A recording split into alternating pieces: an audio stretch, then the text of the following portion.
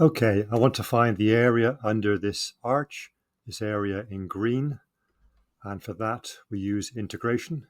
So I want to integrate between the limits of 0 and 1, in other words, the two extreme points here, of the function f of x dx, and that will be the area.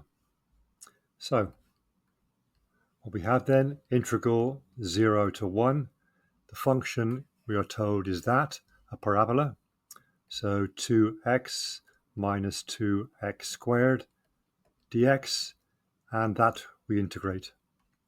So I get